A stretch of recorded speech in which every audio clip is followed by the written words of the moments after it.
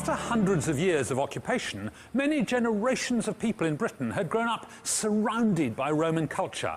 And after a long period of stability, that culture was showing visible signs of wealth, success, and good living.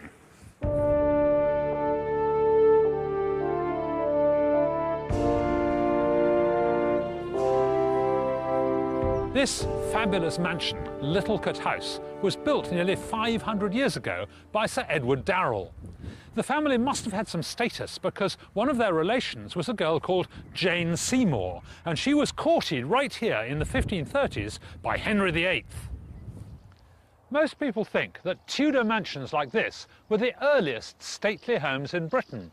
But what even the Darrells didn't realise was that right at the bottom of their garden there had been another luxury villa built 1200 years earlier by a member of the landed gentry in Roman Britain.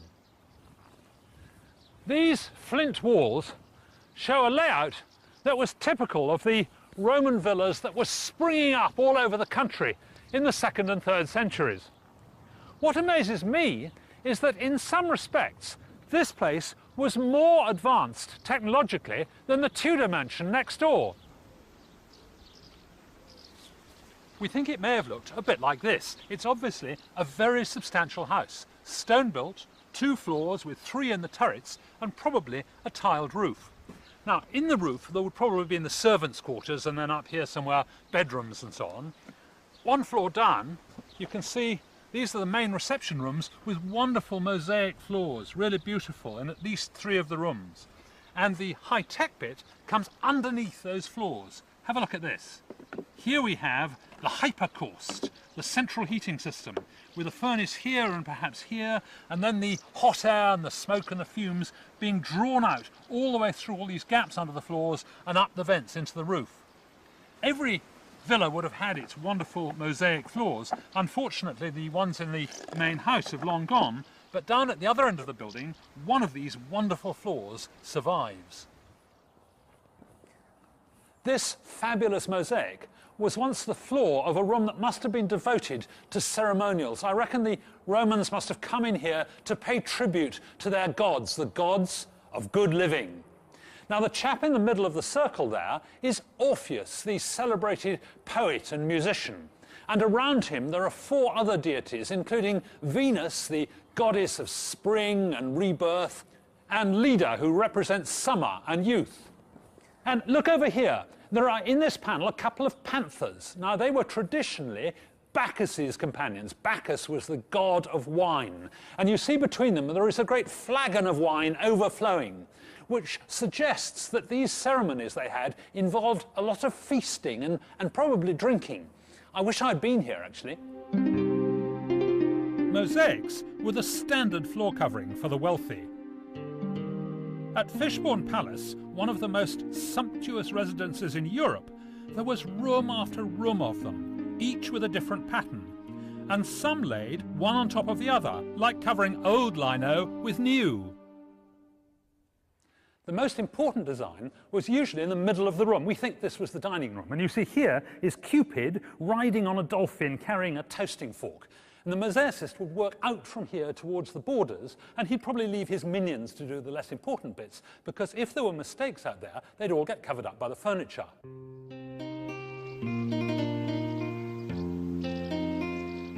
Lavish decoration extended out of the home and into the ornamental gardens too. We think of the concept of having a garden for pleasure as being a very British thing, but we got it from the Romans. The Celts were using the land around their houses to grow crops, but the wealthy Romans wanted what they had at home: herb gardens, fish ponds, fountains, statues. This recreation shows what a Roman garden may have looked like. But the gardens weren't just pretty to look at.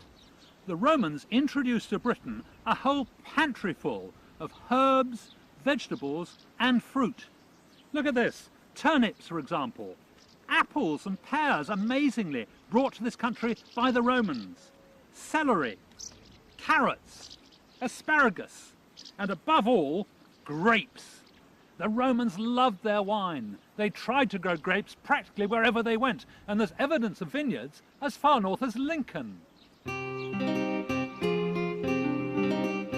In a world where safe drinking water was hard to find, Romans drank masses of wine and planted vines in their thousands. Getting from vine to bottle is quite a complicated business. To begin with, you have to extract the juice from the grapes. You do that first by treading them, which gives you cold feet and a sort of mushy pulp. Then you take that mushy pulp and you put it in a press to squeeze out more of the juice. For centuries they used a lever press. This early type of press used a heavy weight at the end of a beam. However, even with the extra weight of a small boy, the press often failed to exert enough pressure. To solve this problem, the Romans came up with a fantastic high-tech solution. And we've set carpenter Henry Russell the challenge of building it. It's a screw press, where a threaded rod passes through a top beam.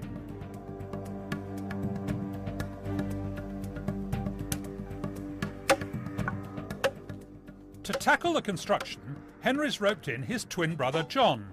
They're using only the traditional tools and techniques available to the Romans, rounding the oak timber using a simple lathe. Next, John begins work cutting out the internal thread. He's already marked out a spiral on the thread cutter, which he's fitted with a blade. Henry's measuring out a spiral of the same pitch on the external thread and beginning the delicate work of cutting out the helix.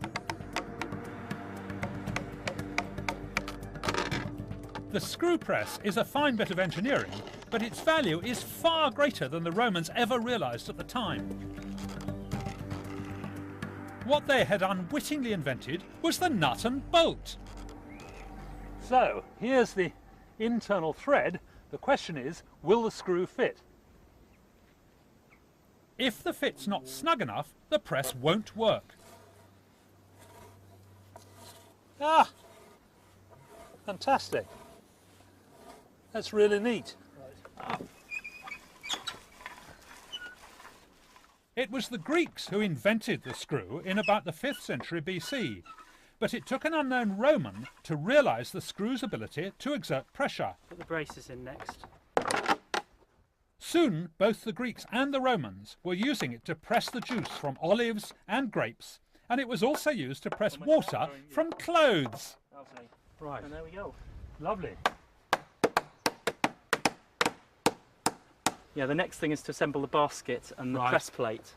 Right. And at the bottom a tray to collect the juice. Right. You think we're going to get some out of this, do you? I hope so. Okay. Yeah. Disgusting. Okay, I think you can shove the barrel down.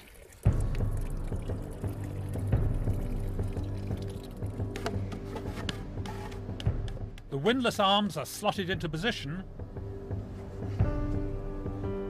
The press plate is lowered, and the press is ready for the final test.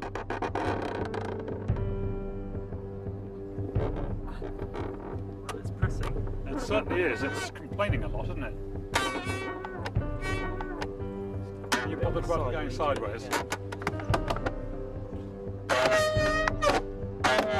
Yeah. It's squidging out. It's into me jug.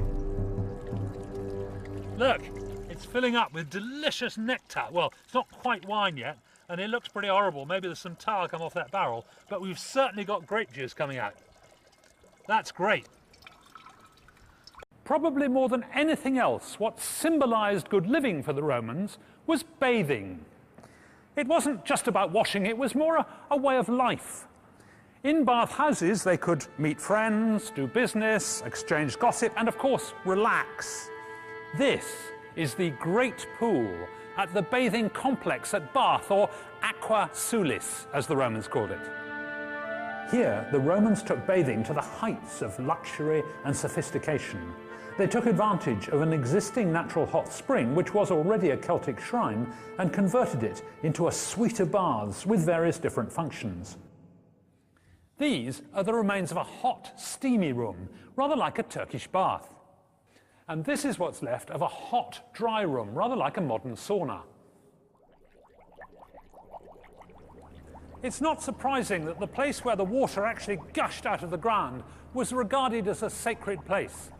Originally, it was dedicated to the Celtic goddess Sulis, but then the Romans came along with their goddess Minerva, and together they combined to create the super deity, Sulis Minerva. The baths are a masterpiece of hydraulic engineering. Today, most of the water's coming out in this single open channel. But 1800 years ago, there were pipes all over the place. Have a look, just here. This is an original Roman lead pipe. And if you look, it's got a wonderful seam along here where the edges have been rolled right over tightly. It looks to me as though they pumped the water along here at high pressure. When it emerged from the nozzle, it must have come with invigorating force, giving the people in this bath a terrific pummeling, which they couldn't have experienced again until the whirlpool bath was reinvented hundreds of years later. Of course, Bath was special because it was sitting on top of its own hot spring. But in many other places, the passion for bathing meant they had to bring the water from miles away, and often somewhere quite high up, well above the local river, for example. So how did the Romans get their water? Well, by applying their ingenuity to building some of the finest examples of Roman engineering, the aqueducts. Some of them were spectacular and even a little ostentatious, like the Pont du Gard at Nîmes in France. This three-tiered bridge over the valley carried not just water, but foot passengers and even chariots. Other aqueducts were rather simpler. This green path running between the buttercups along this terrace which the Romans cut out of the hillside marks the position of an aqueduct which snaked its way all along this valley to the military bathhouse in Dorchester. But where did they get their water from?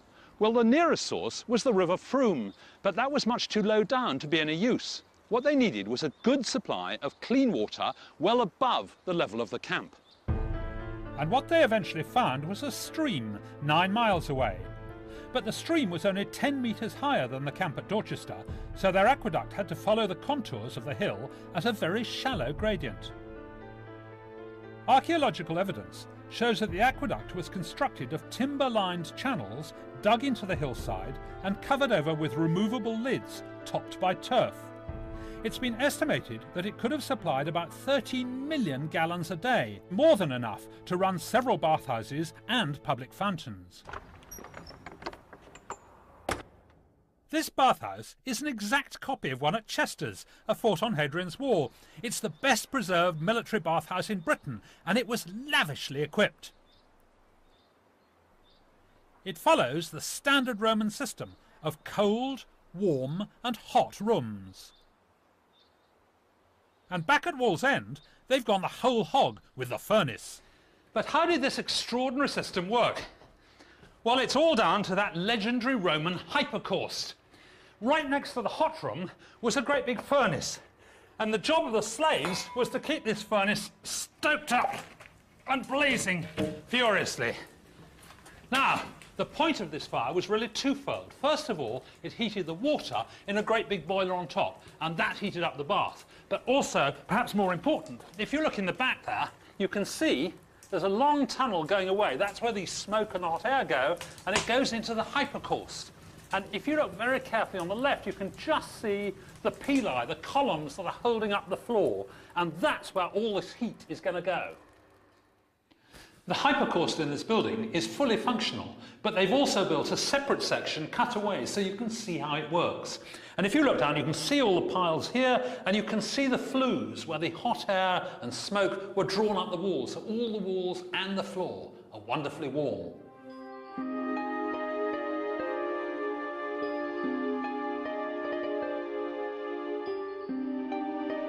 Many of the bathhouses were beautifully decorated with frescoes.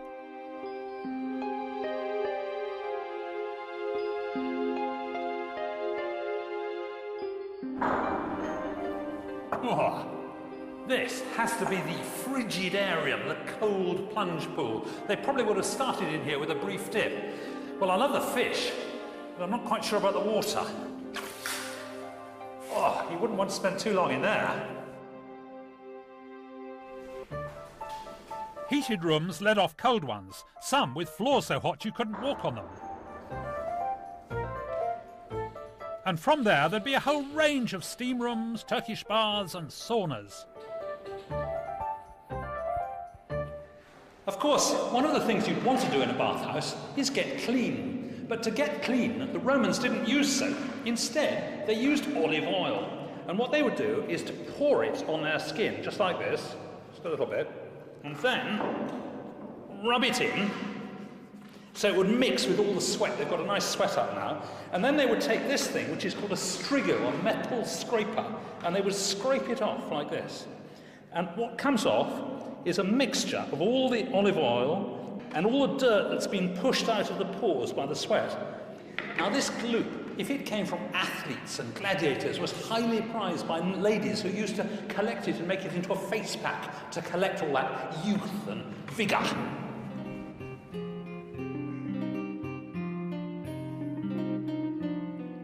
And then there was the Caldarium, the hot room. It's really nice in here. The floor's hot, the walls are warm, and the water, well, it's just like a hot bath. It's lovely.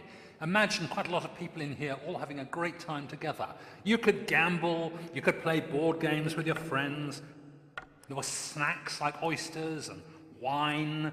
It was a terrific place for relaxing after all the rigours of camp life. Sometimes we imagine that we invented bathing for pleasure, but the Romans had it all sussed 2,000 years ago. For the wealthy, an afternoon in the bathhouse would be followed by the main meal of the day, and I'm not one to break with tradition. Sally, hello. Hello, What are you hi. doing here? Food historian and chef Sally Granger has agreed to rustle up a Roman banquet for me. Sally's making a stuffing from pepper, coriander, pine kernels and fennel seeds, ground together in a mortarium, a bowl with grit fired into the surface of the clay, which makes short work of grinding spices. Right. The stuffing goes into kidneys, which are then treated to a rather unusual process. They're wrapped in pig's caul. That's the thin white membrane that holds the animal's guts in place. Oh, thanks. Yes, we've all got it. Right. This is the pigs. Right. Okay, so what are you going to do with that? Well, this is used to wrap the kidney and stop the stuffing escaping. So basically you lie it down. All Sally's cooking implements are based on archaeological finds, and some are really ingeniously designed. We need the frying pan. Can you pass it to me? Yep. That's a very bizarre thing. Isn't it wonderful? Very, Oh, I very see. efficient. And yes. it locks up like that. Locks in place.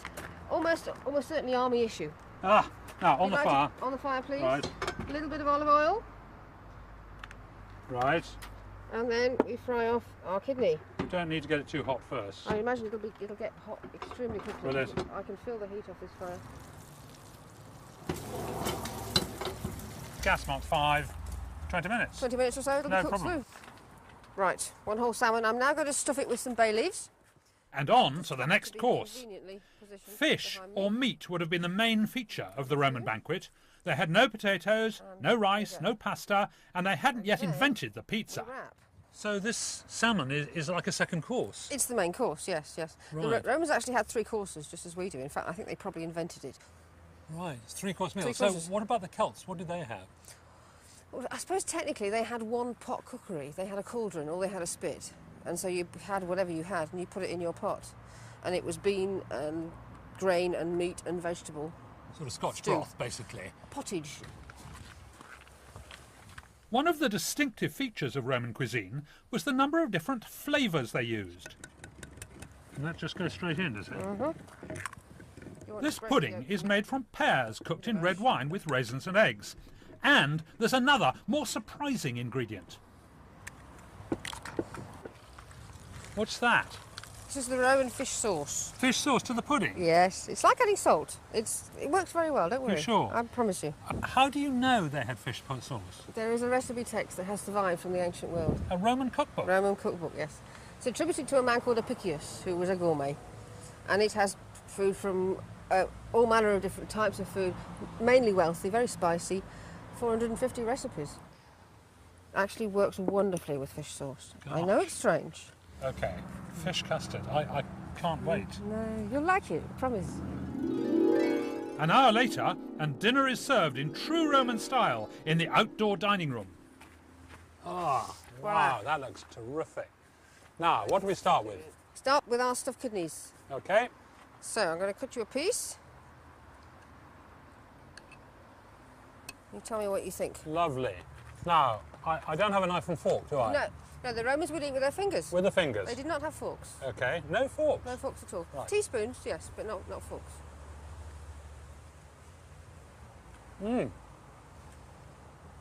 Hey, that's really good. And now for that salmon wrapped in vine leaves. Oh, the There salmon, we great. go. That looks wonderful. I shall just break a little bit off. That's really nice. Succulent, sweet, great. Now, how about the pudding? Ah,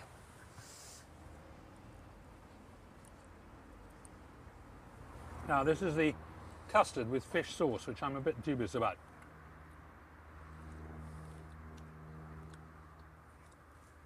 Oh, that's rather good. It's got quite a sharp taste. I would expect a custard thing to be pure sweet, but this is sweet with a sort of sour cutting thing through it. Yes, I like that. I'm not entirely convinced that I'll put fish in my custard in the future, but nevertheless, this is very pleasant. Washed down with a little glass of wine. The delights of dinner parties, hot baths and central heating were lost once the Romans left Britain, and it was to be many centuries before we regained such a life of luxury.